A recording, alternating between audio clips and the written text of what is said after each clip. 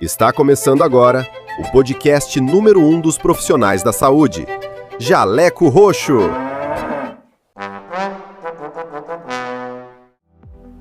O Jaleco Roxo é o podcast oficial da BAMS, mais que uma agência. Acompanhe a BAMS nas redes sociais, @bams.oficial.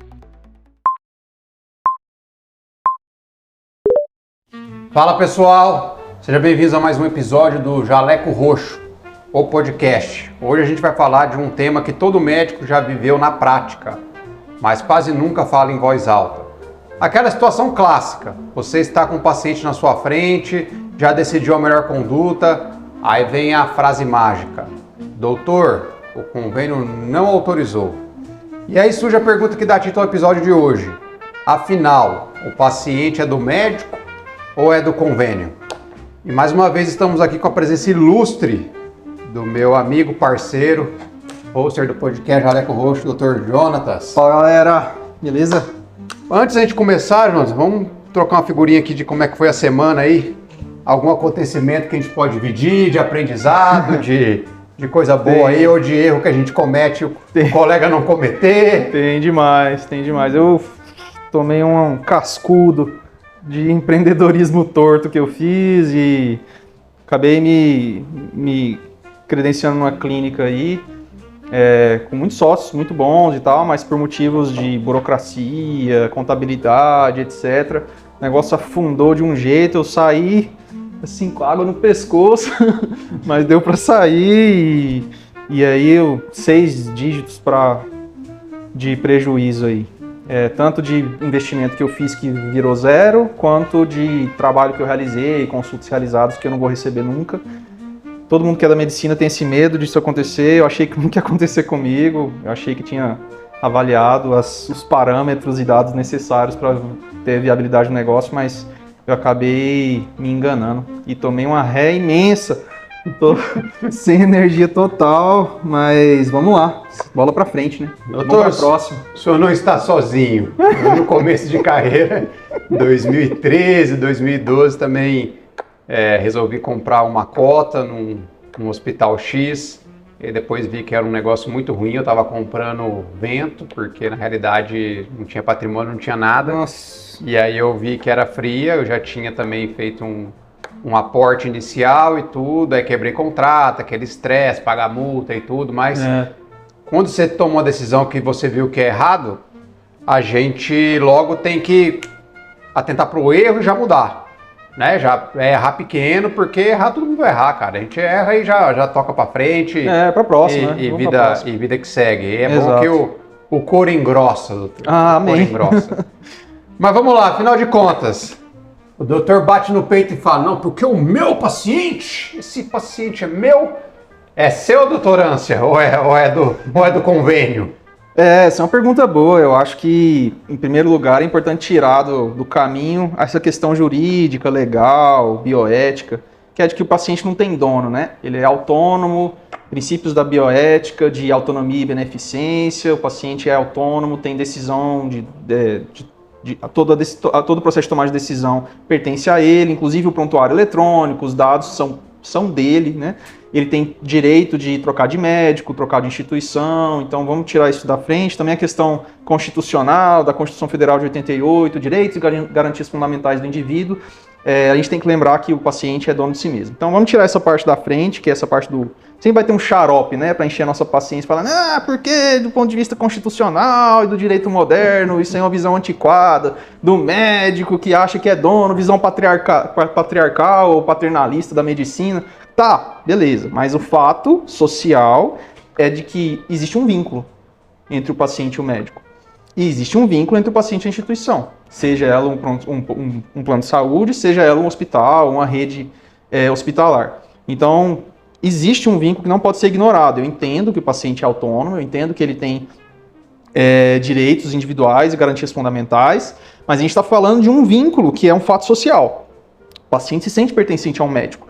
Eu sou médico do doutor fulano, eu sou paciente do doutor fulano, ele é o meu médico. E o médico vai dizer o mesmo, eu tomei tal decisão, lá, lógico, em conjunto com o paciente, respeitando a individualidade dele, mas nós tomamos uma decisão de indicar cirurgia, esse aqui a gente indicou tratamento conservador, então a gente está falando da relação entre médico e paciente, mas entre médicos também existe isso. Então o doutor X fala, nossa, veio um paciente no meu consultório que é do doutor fulano, ele é do outro doutor, então existe toda uma rede de comunicação, tanto entre os médicos e os pacientes, quanto entre médicos e médicos e entre pacientes. O paciente que operou uma rinoplastia com o Dr. X vai falar, nossa, você fez o seu? Fez com quem? Fiz com o doutor tal. Eu sou paciente do Dr. fulano. Então não dá para ignorar o fato social de que existe um vínculo, um pertencimento do paciente ao médico e também do paciente à instituição ou ao plano de saúde. E é aí que a gente tem que começar a nossa discussão. Qual dos vínculos sobressai? O vínculo do paciente com o médico ou o vínculo do paciente com a instituição? Pergunta, você está lá no convênio, tal, você sai do convênio, quantos por cento desses pacientes vão atrás de você? Se o paciente é seu, ele teoricamente, grande parte iria atrás de você, mesmo você não estando mais no convênio. Você acha que na prática isso acontece? Eu acho que na prática isso vai depender do médico e do vínculo que ele formou com os pacientes. Então, se o médico tiver uma rede de pacientes que veio para ele através de uma rede de captação que vem dele, faz mais sentido que ele tenha uma taxa de conversão na troca. Agora, se o médico depende da própria rede da clínica ou do hospital, então esses pacientes não são transferíveis. Porque frequentemente eles buscam essa clínica por questão geográfica, questão da proximidade, né? Questão de costume. Às vezes o paciente já faz 3, 4 atendimentos de outras áreas médicas nessa rede. E aí você troca de lugar, ele não está disposto a se desfazer de tudo isso para passar a tratar com você na nova unidade. Então, tudo depende do método de captação, eu acho. Mas existe um outro fator que, na minha opinião, é o filé mignon dessa discussão, que é a questão da legitimidade.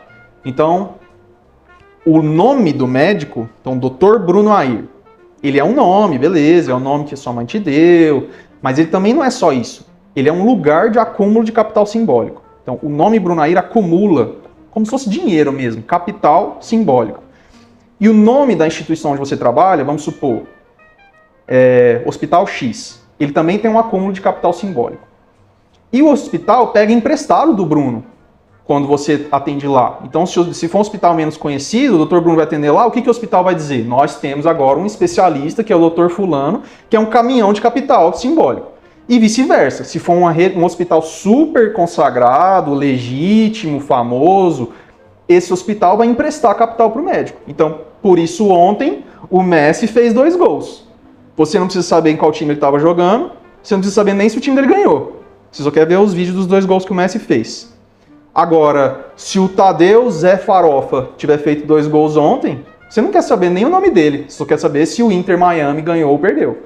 Se ele está usando a camiseta lá. Então a questão de o nome do cara carrega um peso que vai gerar uma relação social diferente, para mais ou para menos. Então, na minha opinião, o médico vai ser dono do paciente na medida em que o paciente reconhece a legitimidade no médico. E o hospital vai ser dono do paciente na medida em que o paciente reconhece no hospital a legitimidade. E aí, nesse embate, é que acontecem esses conflitos e tudo mais, porque o doutor quer crescer e o hospital quer crescer. E aí, lógico, que as grandes instituições vão pegar 3 ou 4 dos melhores doutores da região, eles vão fazer um montante de capital muito grande, que não tem uma pessoa no planeta que seja suficiente para poder peitar isso, e vão formar as grandes redes hospitalares. Eles transformam isso num monopólio. Por isso que a tendência é o monopólio, é a verticalização, é as grandes redes vencerem os consultórios particulares e o nome de cada médico.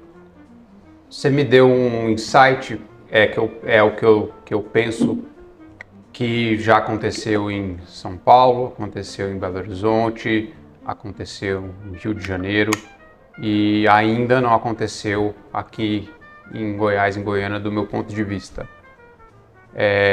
Nessas grandes cidades, vamos chamar esse capital que as grandes marcas conquistaram, elas sobressaíram do médico. Ou seja, é muito comum a gente ver aqui um paciente chega assim, não, eu vou operar aqui não, vou operar lá em São Paulo. Não, eu operei lá no Einstein. Olha só, São Paulo não opera ninguém, Einstein não opera ninguém. Mas ficou tão forte e um capital até, digamos, emocional que... Não, eu operei no Einstein, não importa quem foi, é top. Exato. Entendeu? Não, operei lá na Redditor, no Rio de Janeiro. Isso. Operei lá nos Estados Unidos. O doutor virou commodity, não importa qual foi o doutor, importa que foi no Einstein. Aqui em Goiânia, a gente já tem esse capital grande. Lógico, não estou falando que o doutor é maior que hospital XYZ, mas hoje, aqui em Goiânia, ainda tem uma cultura que o paciente valoriza muito o médico. Muito. Do tipo, hoje veio uma paciente no consultório super diferenciada. Ela é parente de uma família muito tradicional aqui de Goiás e ela tem acesso a uma grande rede aqui em Goiânia, uma rede conhecida nacionalmente. E ela não fez questão. Ela perguntou para mim, doutor, onde você fica mais confortável de operar? Eu falei, não, isso é uma decisão da senhora. Aí ela foi até minha secretária, falou, estou numa dúvida no hospital X e Y. Aí minha secretária, o doutor opera mais nesse hospital aqui. Ela falou, então vou querer nesse hospital, porque possivelmente é onde está a rotina dele melhor. Ou seja, a gente não pode perder isso.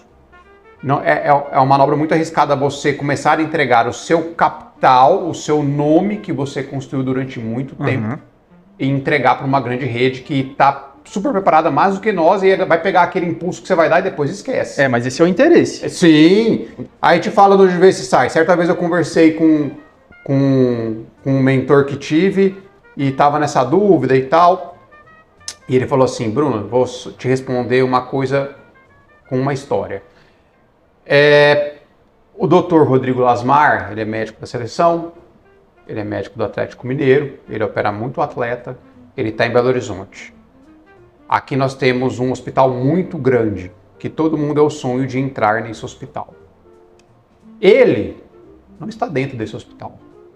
Já ofereceram para ele e ele nunca foi lá atender lá dentro ou criar um vínculo dele lá dentro. Agora, quando ele vem e traz o Neymar para operar, o hospital para ele operar. Lógico, ele tem o nome de construir um capital gigantesco, né? Ele é um Messi da ortopedia. Mas, devido às suas proporções, você tem o seu capital, eu tenho o meu, e a gente tem que valorizar isso. Entendeu? Senão, o doutor vai começar a fazer uma collab, dar o capital dele para uma grande instituição que vai engolir ele já. Entendeu? Exato, então, porque o doutor também tem interesse, o doutor que não é famoso, não tem toda a consagração do Lasmar, ele tem interesse em entrar numa rede que seja famosa para colocar, ele cola, né? Ele cola, o que você faz? Eu sou ortopedista. O que você faz? Eu sou ortopedista do Einstein. Sim. Sou ortopedista da Redditor. Então tem todo o interesse do próprio indivíduo em dizer, colar no próprio nome a legitimidade da instituição e vice-versa. A instituição quer colar na instituição a legitimidade de um doutor que é grande. A pergunta é, como que esse doutor que é menor, se torna o cara que é um caminhão de capital simbólico? Aí nós estamos aqui para isso, doutor. Vamos lá, aí beleza. Tranquilo, então. Então, concordo com você. Resumindo, eu acho que a questão do médico, o relacionamento assistencial, o paciente está com o médico e existe uma relação contratual com o convênio. Mas na prática, então vamos lá, na prática. Você pediu uma cirurgia, ele tem uma ruptura crônica do Aquiles e você pediu lá, ruptura de Aquiles mais transposição de tendão. O convênio vai, não, doutor, não vamos liberar a transposição de tendão, vamos liberar só a ruptura. Aí eu te pergunto, até onde vai a autonomia do médico e até onde vai a autonomia do convênio? Porque aí na prática, quem é o dono? Você tem a indicação, só que o convênio te barra. Exato. Então, esse é um bom exemplo, porque isso chama aquele termo da responsabilidade solidária. Suponha que, pelo plano não ter autorizado a transposição do tendão, você tenha feito só a ruptura, fez um Krakow. E aí, esse tendão rompe depois. Aí, se alguém vem te perguntar, você fala, não, mas o plano não autorizou a transposição, eu fiz só o reparo da ruptura. Toda a legislação atual e a jurisprudência consideram que a responsabilidade é solidária. Então, o médico tem responsabilidade junto com a instituição, nas duas vias. Quando tiver algum problema institucional que causa dano, a responsabilidade é solidária. E quando tiver um problema de erro técnico do médico, a responsabilidade também é solidária. Então, nesse sentido, a resposta fica meio fácil. A responsabilidade é dos dois. Mas assim, na minha visão, socialmente falando, isso não acontece. O erro é do médico. Pois Então, na os prática, e aí, você tem um Aquiles crônico, só liberou um código, o que você faz? Sinto muito, você vai fazer a melhor técnica, com a transposição do tendão, provavelmente. Você vai fazer uma transposição do fibular curto, fazer um turco modificado, ou então vai fazer uma full, percutâneo. E você assume só receber por um procedimento. Exato, é o que eu sugeriria para o doutor fazer. Entenda que, apesar da jurisprudência dizer que você tem responsabilidade solidária com o plano, desculpa, amigo, mas você vai ter que fazer a melhor técnica para esse paciente, mesmo que você tenha que receber menos. O que eu pesquisei também é exatamente, o convênio não autorizou, não é uma defesa suficiente. Não. Okay? Isso aí, em termos de conclusão jurídica, o médico continua responsável pela conduta, mesmo com a negativa administrativa. Então, o que você pode fazer é se defender. Escreva no prontuário. Por exemplo, muito médico fala assim, eu não faço. Né? Ele vai falar assim, eu não faço e está na autonomia dele, porque essa não é a melhor conduta. Você vai virar para ele e vai falar assim, não, eu não vou fazer porque o convênio liberou. Você está errado, isso pode dar problema. No último caso, você pode falar para o paciente abrir o jogo, falar, olha, fulano, seu plano autorizou tal e tal procedimento, isso é suficiente para você internar, é suficiente para isso, mas a gente tem que acrescentar essa e essa técnica na sua cirurgia, isso vai gerar tal custo. E se o paciente entender e mesmo assim decidir operar com você, talvez vocês consigam achar uma alternativa que fique bom para os dois, em que você consiga custear essa técnica a mais. Né? Então, assim, se o doutor quiser ir por esse caminho, ele pode. Se ele quiser falar assim, não, então eu não faço, não adianta você escrever no prontuário, não, o convênio não liberou. Isso não é defesa. Você tem que explicar, foi orientado ao paciente que a melhor conduta é a transposição do tendão, a melhor conduta é tal procedimento, código, mas houve uma negativa do auditor em tal data, se defender, escrever tudo bem, e diante disso, eu tenho autonomia de decidir que não vou operar o paciente, de qualquer maneira, encaminho ele, indico ele, outros colegas, pronto-socorro, você se respaldar legitimamente, porque o que vale é o que está escrito. É engraçado, essas questões de responsabilidade legal médica, a gente roda e volta naquela história da faculdade que a sua melhor defesa é um prontuário bem escrito. Um prontuário bem feito, tem que escrever. Então não é essa defesa de, não liberou, beleza. Aí vem a pergunta, porque acontece isso, hoje o plano, ele nega e ele manda negativa para você e para assinar, ele não nega, ele fala assim, o seu pedido cai em auditoria. Ele chega para você, mas chega para o paciente também. E há uma livre interpretação do paciente. Mas por que foi? O doutor pediu alguma coisa que está errado? Aí é livre interpretação dele. Aí eu te pergunto, nessa relação do médico, do paciente, dessa autonomia médico e convênio, você acha que o paciente, ele entende essa relação? Do tipo, o doutor pediu 2 códigos, mas o plano liberou só um. Quem que está falando a verdade? Quem que está correto? Como que você acha que o paciente interpreta isso? Ele vai dar razão por convênio? Tipo, o convênio falou assim, não, a gente acha que não é essa técnica. Ou às vezes o convênio fala assim, não, eu indiquei uma endoscopia para retirada de hérnia, mas o convênio fala, não libera, não, porque esse aí tem que fazer uma artrodese. Acho que isso depende do diálogo que o médico tem com o paciente, né? A famosa relação médico-paciente. Um pouco do grau de escolaridade do paciente, porque dependendo do lugar que você estiver operando, por exemplo, no SUS, chegam muitos pacientes que são analfabetos. Então, se chegar alguma coisa assim para esse paciente, falar, não, teve autorização de tal procedimento e vai fazer só isso, ele não vai entender, talvez. Mas também, eu acho que tem uma visão de que o médico é mercenário, né? O paciente fala, nossa, o médico estava querendo ganhar 2, 3, 4 cirurgias em cima de uma cirurgia só. Tudo isso pode passar na cabeça do paciente. Eu nunca tive essa experiência, cara. Não sei, não tenho experiência pessoal com isso. Exato, assim, na verdade o que eu pesquisei de dados, tem uma pesquisa de satisfação e 60% dos pacientes, isso é um dado, eles não entendem a cobertura do plano. Então eles tendem, segundo essa pesquisa, a culpar o médico pelo negativo. Entendi. Isso é que os dados falam, assim. Então a gente acha às vezes que o médico pediu errado. Entendi. Essa é a percepção que os dados mostram. Então, no trabalho que eu li, fala 60% dos pacientes não entendem a cobertura do plano e eles tendem a culpar o médico pela negativa. Então, assim, tem que ter muito cuidado. E aí, só para deixar claro, assim, para quem está ouvindo a gente, em relação à defesa, o médico ele não pode se omitir, o convênio negou, eu não vou fazer isso. Não, você tem que registrar bem a sua indicação no prontuário, por que você indicou aquilo. Você tem que informar ao paciente da sua indicação e por que você acredita que aquilo é o melhor. E se você decidiu não fazer, o paciente você tem que oferecer alternativas. É isso que a literatura fala. Então, registre a indicação, informe ao paciente e ofereça alternativas. Aí você se respalda. O termo de consentimento tem que ter esse formato, né? Qual que é o diagnóstico, qual que é o tratamento proposto, quais são as alternativas, complicações esperadas e o que pode acontecer se o procedimento não for realizado. Teoricamente, são elementos fundamentais no termo de consentimento cirúrgico. Então, sim, todos os pacientes que eu opero, apesar de não ser particular, eles preenchem esse termo de consentimento, de que eles entendem tudo isso, assim, qual foi a indicação de cada um, quais são as complicações esperadas, o que acontecer se não fizer, etc. Então, parece ser um documento que respalda o médico, mas eu acho que nada substitui um prontuário bem escrito e uma relação médico-paciente. Então, por exemplo, se o paciente quiser conversar com você, um paciente seu, de plano de saúde ou particular, chega o negativo do plano de saúde para ele, a sua secretária tem contato direto com ele. Se ele mandar um áudio para ela, por exemplo, ela vai te perguntar, você vai responder, ela manda para ele. Ou então, às vezes, você mesmo manda um áudio para o paciente, ele vai saber exatamente por que aquilo foi negado e o que vocês podem fazer a partir de agora. Agora, dependendo da rotina de um outro médico, com uma outra estrutura de resposta para o paciente, talvez ele fique realmente perdido, confuso, às vezes até chateado com o médico. Aí eu pergunto para você, você acha que essas questões de negativa de plano e tudo, como que eles colocam a maneira de trabalhar, isso interfere no comportamento do médico, em termos de pedir exame, indicar procedimento? Claro.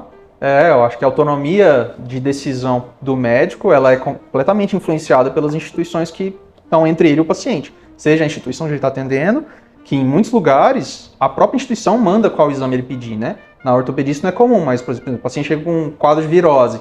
Dependendo da rede em que o doutor estiver atendendo, um clínico recém-formado, ele não tem autonomia para pedir exames. O paciente tem tal e tal e tal sintoma, já faz uma rede lá no algoritmo, faz uma leitura de inteligência artificial, fala, olha, para você pedir isso aqui, assina e carimba, doutor. Você não tem que decidir nada.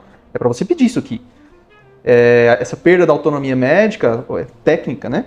Isso é uma consequência direta da verticalização e domínio institucional da medicina. Faz parte. Eu li um dado que de 30% a 40% dos médicos admitem a conduta adaptativa ao pagador.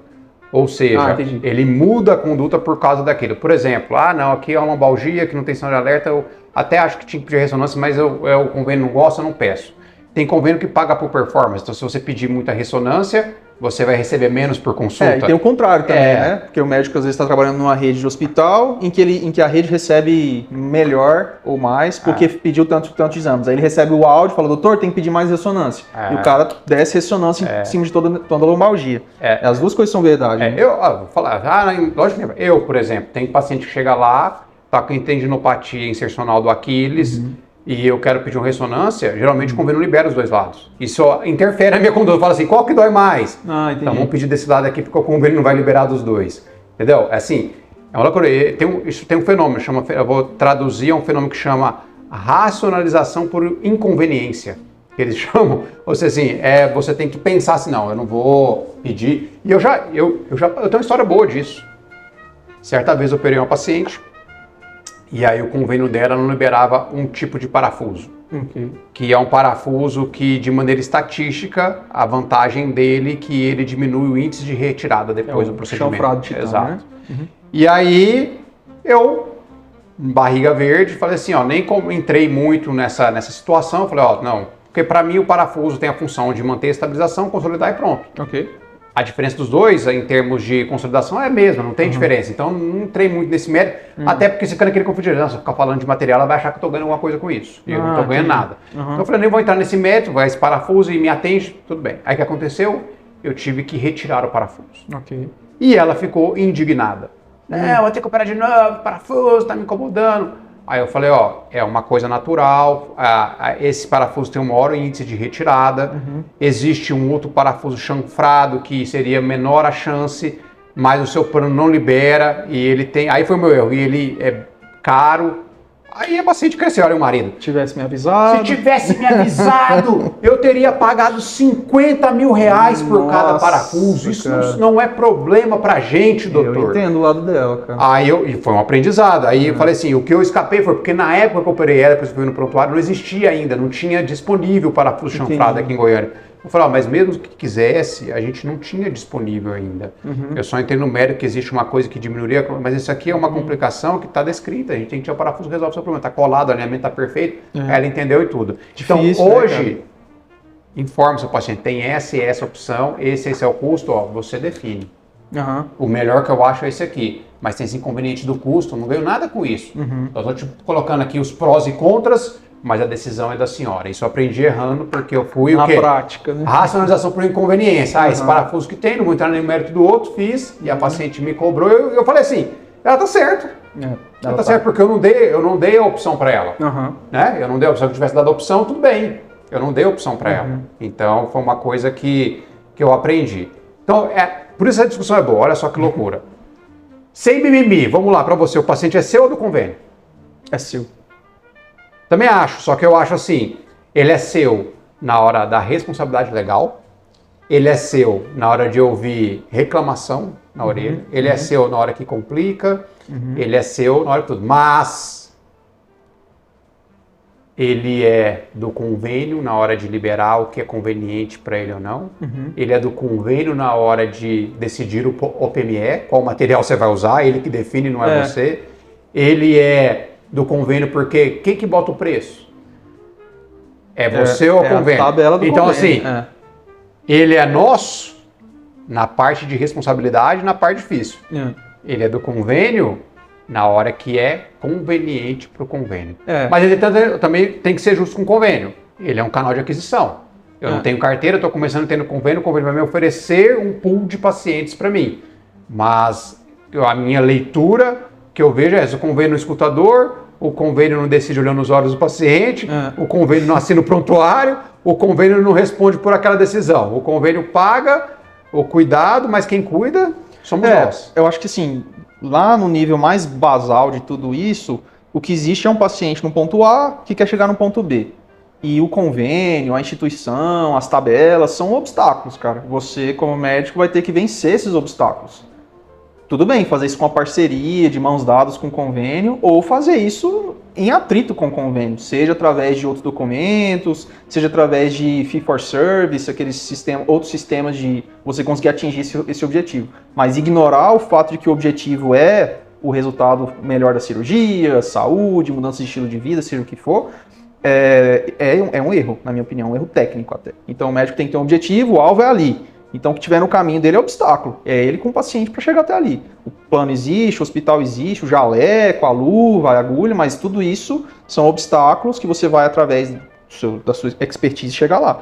O paciente confia em você para isso, para te fazer chegar lá. Então, se chegar num lugar ruim e você disser para o paciente, mas teve esse obstáculo que era o seu convênio, ele não vai te entender.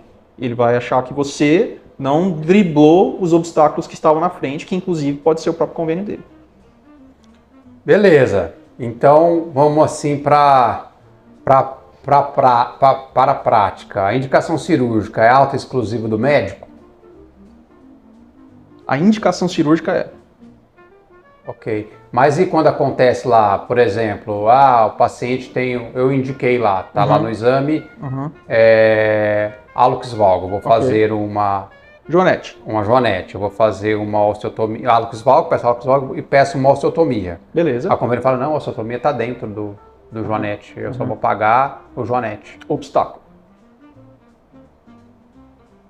E aí? Eu quero saber, na prática, o seguinte, o auditor, a relação com o auditor vai lá e fala assim, não, doutor, isso aí está dentro do que você vai fazer um pé-cavo.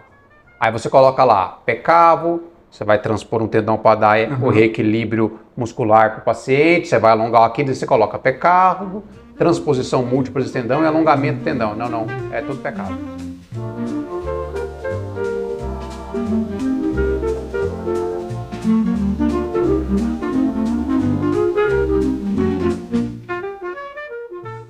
Tem interesses por trás. Não necessariamente do indivíduo, beleza, o auditor, mas tem uma estrutura, tem exato, tem uma estrutura de glosa, tem uma estrutura de negação de código.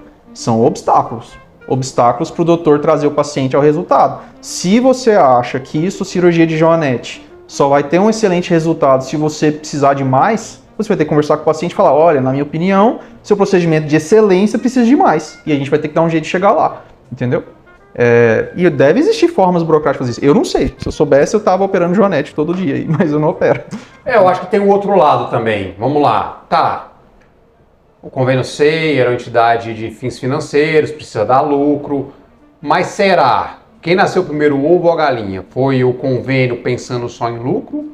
Ou ele viu o doutor que tem a canetinha de ouro e pesa nos códigos, ele falou assim, ó, não tem condição, o cara coloca lá, vai operar uma Joanete, coloca Joanete, transposição do tendão, microneurorrafia, neuroma de morta, o cara vai pesando no código porque na cabeça dele paga mal, então ele tem que turbinar os códigos para ganhar mais. E aí o convênio fala assim, não pode, isso aqui tá errado. Então quem nasceu primeiro, é o convênio que é malvado ou o convênio se defende do doutor que é caneta pesada? Não sei, não. Exato. Então tem essas discussões, tem que ser colocado também, tem que também ser justo com os convênios. Ah, tudo bem, mas aí o doutor que faz certo paga pelo doutor que faz o errado? Mas aí é um modelo, sim, mas o modelo não pode ver o indivíduo, né? A cooperativa vai ver todo mundo e não vai ver, assim, o indivíduo. Ah, mas aí eu faço o trem certo e o cara pesa a mão e ele sai ganhando. Então o negócio é um modelo extremamente complexo, né? Porque, de fato, eu vou falar o meu comportamento. Quando o auditor nega, geralmente eu respondo assim. Tem umas negativas que são, assim, são absurdas, né? Do tipo, já tem acontecido. Eu peço lá hálux valgo e osteotomia. Sabe o que eles me respondem? Você não colocou os ângulos da deformidade. É mesmo? E qual que é o grau? Que beleza. Ou seja, claramente é para ganhar tempo. Claramente assim, contabilmente, virou um mês e tal, para o balanço. Essa é a interpretação que eu tenho, porque não faz sentido. Tem um exame lá do Dr. Radiologista escrito hálux valgo. Às vezes ele até coloca moderado, leve. E aí o auditor me pede... Quero o ângulo de Coughlin. Cadê o ângulo de Coughlin? Ele me pede o ângulo. Entendi. E outra vez eu pedi um hálux valgo. Aí a doutora, a radiologista, escreveu hálux valgo leve. Ele falou, não tem indicação de operar porque é leve. Mesmo com sesamoide lá? Assim, tipo, a indicação é clínica, não pode ser leve moderado, não tem isso na literatura. É uma doença progressiva que está incomodando o paciente. E tem um diagnóstico, eu não estou inventando. Então são coisas assim, e vários, assim, aí para você ver que às vezes o sistema dá tiro no próprio pé. Certa vez eu atendi uma ruptura do Aquiles, certo? Diagnóstico clínico. Certo. Gap, não faz ponta do pé. Thompson positivo para lesão. Os protocolos falam assim, 99% de certeza que rompeu o tendão. Aí pedir a cirurgia. Olha como que também você vê assim que as distorções do sistema também fazem mal para eles. Aí, você pegar um Aquiles, vou chutar, tá? Não sei o valor exato. Mas um Aquiles, a Unimed deve pagar aí 300 e poucos reais. Vamos arredondar, vamos colocar lá, jogar alto, 500 reais. Certo? Aí eu pedi lá, ruptura do Aquiles aguda, Unimed enfermaria, 400, 500 reais. Sabe qual que foi a resposta do convênio? Não vamos liberar porque o senhor não tem um exame de imagem comprovando uma ressonância. A Unimed deve pagar para fazer uma ressonância 700 reais. Eu estava economizando para a Unimed, não pedindo o exame, porque o diagnóstico é clínico, mas eles falaram, não, tem que ter um exame comprovando. Aí eu pedi a ressonância, eles pagaram mais para a clínica de imagem do que eu que sou cooperado e operei e tive que provar que tinha uma ruptura. Essa do Aquiles é clássica, né? Então são assim, distorções absurdas. Aí quem criou primeiro? Foi o plano? Foi o doutor que é caneta pesada? Aí são discussões filosóficas. Então assim, fica sempre aquele negócio, assim, tem que ter cuidado, doutor. Eu vejo muito doutor, não, esse é o meu paciente. Eu sempre brinco, é seu, faz um teste. Para de atender o plano dele. Você atende Unimed. Para de atender Unimed e ver quantos por cento desses pacientes vão continuar sendo seu paciente. Não, eu vejo isso. É baixíssimo. Eu vejo isso claramente. Eu vejo doutores na nossa área que fizeram essa reviravolta tiveram mais coragem que muita gente falou, não vou atender plano. Muito paciente vem e fala assim, de outra especialidade, fala assim, fazia um acompanhamento no joelho com outro doutor e agora eu não atende mais lá, ótimo médico, não sei o quê, mas eu quero um pelo meu plano. É muito forte isso, porque o cara quer aquilo, virou uma cultura de que o doutor está impregnado no plano. Então, o plano é barato também, né? O paciente paga o plano. A minoria vai atrás. A gente fez o caminho inverso, assim, tudo bem, tem suas particularidades, mas quando você sai do SUS para o particular, o paciente não vem. Quando você sai de um plano e vem, não vem, é a minoria. Porque ele na cabeça dele, por mais que tenha esse vínculo, por mais que ele goste de você, geralmente ele não vai. Tem o status quo dele, não, eu quero um doutor pelo meu concordo, plano. É verdade. Não. Então, nesse aspecto, nesse prisma, geralmente o paciente não é seu. Ele geralmente fica mais fiel ao plano, ele não vai em você. A maioria. É uma faceta do problema, né? Se você sair, do sistema pelo qual o paciente te achou, Boa, é aí que eu acho que é o ponto. você não é dono do paciente. Perfeito. Mas para a tomada de decisão, bate a mão no peito aí. Que ele é seu. Exato, perfeito. Porque a origem do paciente não foi sua. É a origem. Né? Entendeu? E ele vê até assim, às vezes ele vai pelo seu nome, mas ele já olha assim, essa semana atendi um paciente lá que tem um pé plano, aí ele tem um convênio que eu não atendo. Ele foi em outro colega. Certo. E ele veio em mim. Mas sabe por que ele veio em mim? Porque ele não gostou do que ouviu do outro colega. Aí ele veio em mim. Aí pagou um custo particular e falou assim, doutor, e eu tenho um relacionamento meio que pessoal, assim, já saí pra ir pra jantar com a família dele. Ele falou assim, não, Bruno, é porque você não atende meu plano, né? Eu fui no que atende, mas aí eu não gostei. Aí que ele veio e me pagou um custo particular. Por quê? Porque pagar dói. Pagar do ponto de vista neurocomportamental estimula uma área do cérebro que chama ínsula. Isso é a mesma área relacionada a desprazer, nojo, desconforto, dor.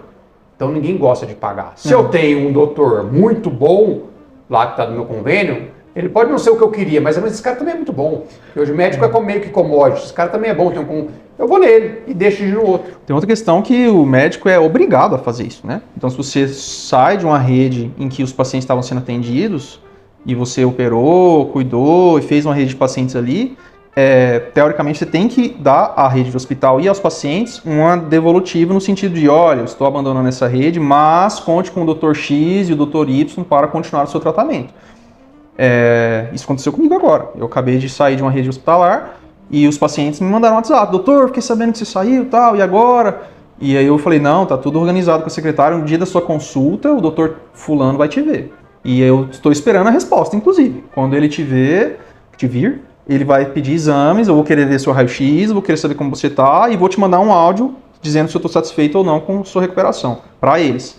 Eu não fiz isso porque ele é meu amiguinho, eu fiz isso por obrigação formal, de dar uma continuidade ao tratamento, ou seja, permitir uma continuidade fluida ao tratamento clínico do paciente. Isso é obrigação do médico. Sim, não pode deixar ele desamparado e desassistido. Bom, vou terminar com a minha frase aqui, eu acho que é isso, e aí eu também acho, o paciente é do doutor, é do médico, porque é o médico que carrega o peso da decisão quando todo o resto falha, meu amigo. É isso aí. E talvez seja esse o fardo e o privilégio de exercer a querida medicina. É isso aí. Bom, muita gente tem mandado tema pra gente, de querer falar, e um dos que mais me procuraram aí pra falar, que já vamos deixar aí um spoiler pra quem nos segue, vamos discutir no próximo um tema desgastado, também polêmico. Paciente high ticket. Ai, meu Deus. Ele existe? Qual que é a definição? Nossa, de onde que ele vem? Quem são? Nossa. De onde vem? Tá bom. Vamos discutir isso no próximo episódio. Vamos ver. Queria agradecer quem nos segue, quem não está aqui, quem está a primeira vez. Esse é o Jaleco Roxo Podcast. A nossa ideia aqui é trazer informação de qualidade, rica, baseada em dados e evidência, para que isso possa impactar e trazer uma medicina de qualidade, uma medicina de resultado. Eu sou o Dr. Brunair. Quem quiser me seguir lá, qual que é mesmo, Kaique? Doutor? @doutorbruno.ai. Quem quiser te seguir, te ver, como é que te encontra, Dr. Jonatas? Dr. B. Vasconcelos. Maravilha! 5 estrelas, nos siga nas mídias sociais, estaremos aqui no Spotify toda semana, a depender do humor do editor, Kaique. Para quem cobrou, tem episódio aí que não saiu, mas que o humor dele estava meio difícil essa semana. Obrigado, fui, tchau! Falou! Valeu! A gente passa muito tempo quando eu tô lá olhando o Bruno de novo. Quando ele fica um pouquinho desconfortável, ele faz assim. Aí eu tô lá, aí eu já sei. Aí o Bruno dele. O Jaleco Roxo é o podcast oficial da BAMS, mais que uma agência. Acompanhe a BAMS nas redes sociais, @bams.oficial.